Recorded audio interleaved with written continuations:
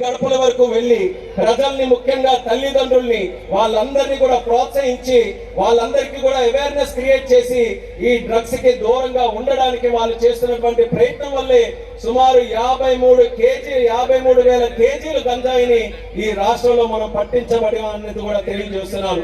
ఒక ఉదాహరణ మీరు అందరూ కూడా గుర్తుంచుకోవాలి. ఇదే దేశంలో నార్త్ లో పంజాబ్ అన్నటువంటి రాష్ట్రం ఉంది. పంజాబ్ ఒకప్పుడు గ్రీన్ రెవల్యూషన్ తర్వాత ఒక ఆర్థికంగా అత్యంత బలమైనటువంటి రాష్ట్రం మన దేశంలో ఏదైనా ఉంటే పంజాబ్ రాష్ట్రం. ఎక్కడ పంచి కట్టినటువంటి రైతు మన దేశంలో ఎవరున్నా సరే అందరికీ కూడా బస్సులు వేసుకొని పంజాబ్ లో పంపించేవారు. వ్యవసాయం ఎలా చేయాలి, ఒక రాష్ట్రం ఎలా అభివృద్ధి చెందాలి, ఒక మంచి కార్యక్రమానికి ఎలా నాంది పలకాలని ప్రతి ఒక్కరు కూడా పంజాబ్కి వెళ్ళేవారు. కానీ తరాలు మారిన తర్వాత పంజాబ్ లో సరిగ్గా పర్యవేక్షణ లేకపోవడంతో డ్రగ్స్ ఒక్కసారిగా ఒక కెరటంలాగా విచ్చేసిన తర్వాత మొత్తం సర్వనాశనం అయిపోయింది.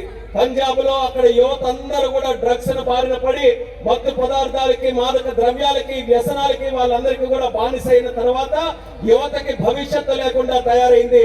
అటువంటి పంజాబ్ రాష్ట్రం ఈ రోజు భవిష్యత్తు లేకుండా అంధకారంలో ఈ రోజు మునిగిపోయింది. చూస్తూ చూస్తూ కల్లారే మన దేశంలో ఒక రాష్ట్రం అలా అయితే అలాంటి రాష్ట్రం మరొకటి కాకూడదు, ముఖ్యంగా ఆంధ్రప్రదేశ్ రాష్ట్రం కాకూడదనే ఆలోచనతోనే 18 నెలలుగా మరి గొప్ప సంకల్పంతో మన తాలూకా పోలీస్ వ్యవస్థ, మరి హోమ్ మినిస్టర్ గారు, ముఖ్యమంత్రి గారు అందరూ కూడా కలిసికట్టుగా దీని మీద పోరాటం చేస్తున్నారు. అలాగే మన రాష్ట్రంలో కూడా ఒక ఉదాహరణ తీసుకుంటే గతంలో ఎప్పుడు ముందుండేది కాదు, కానీ వైఎస్ఆర్ కాంగ్రెస్ ప్రభుత్వం గతంలో ఉన్నప్పుడు డ్రగ్స్ అంటే ఒక మహమ్మారి లాగా కాదు, వ్యాపారంలా చూశారు. ఎంత దౌర్భాగ్య స్థితి అంటే అప్పుడు ఒరిస్సా నుంచి కూడా వస్తుంటే వాళ్ళందరినీ కూడా ఎంకరేజ్ చేసి దాని మీద కమిషన్లు ఎలా సంపాదించుకుంటామని ఆ ఆలోచనతో డ్రగ్స్ ని ఎంకరేజ్ చేశారనంటే అసలు వాళ్ళకి పరిపాలించే రాజకీయాల్లో ఉండే హక్కు వాళ్ళకు ఉందా లేదా అనేది కూడా ఒక్కసారి మీరు గమనించండి. కేవలం అదే కాదు,